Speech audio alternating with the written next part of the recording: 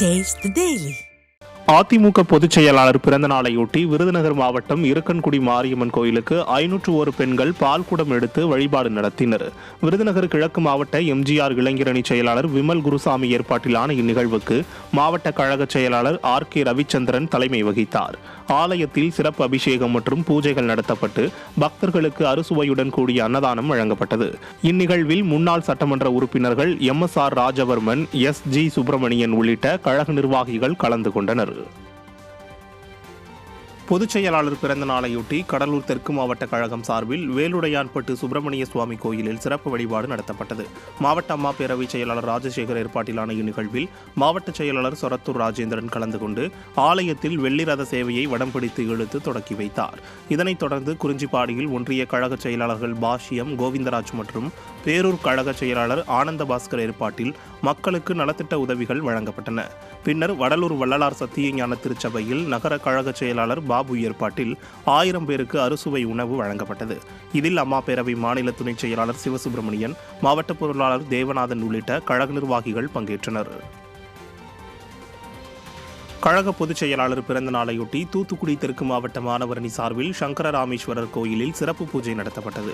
மாவட்ட மாணவரணி செயலாளர் பில்லா விக்னேஷ் ஏற்பாட்டிலான இந்நிகழ்வு மாவட்ட கழக செயலாளரும் முன்னாள் அமைச்சருமான SP சண்முகநாதன் தலைமையில் நடைபெற்றது. பொதுச் செயலாளரின் நலனுக்காக நடத்தப்பட்ட ஆயுஷ் ஹோம பூஜையில் திரளான கழக நிர்வாகிகள் கலந்து கொண்டனர். பொதுச் செயலாளர் பிறந்த நாளையொட்டி காஞ்சிபுரம் மாவட்டத்தில் உள்ள சித்திரகுப்தர் ஆலயத்தில் சிறப்பு அபிஷேக ஆராதனைகள் நடத்தப்பட்டு அன்னதானம் வழங்கப்பட்டது. மாவட்ட கழக பொருளாளர் வள்ளிநாயகம், மாவட்ட அம்மா பேரவை செயலாளர் KUS சோமசுந்தரம், மாவட்ட இளைஞர் இளம்பெண்கள் பாசறை செயலாளர் VR மணிவண்ணன் மற்றும் காஞ்சிபுரம் மேற்கு ஒன்றிய கழக செயலாளர் துன்பவனம் ஜீவானந்தம் ஆகியோர் ஏற்பாட்டில் இந்நிகழ்வு ஏற்பாடு செய்யப்பட்டது.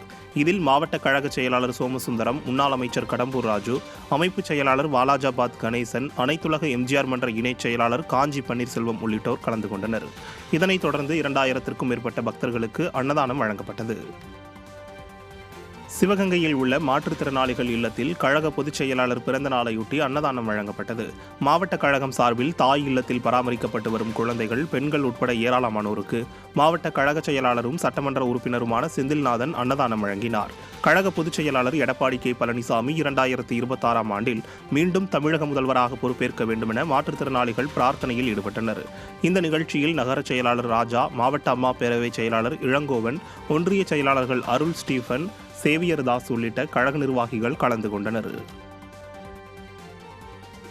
கழக பொதுச் செயலாளரின் பிறந்த நாளையொட்டி தருமபுரி நகர கழகம் சார்பில் நகர செயலாளர் பூக்கடை ரவி, மருத்துவர் அசோகன் ஏற்பாட்டில் தருமபுரி நகர பேருந்து நிலையத்தில் 2071 நபர்களுக்கு முன்னாள் அமைச்சர் மாவட்ட செயலாளர் KP அன்பழகன் அன்னதானம் வழங்கினார்.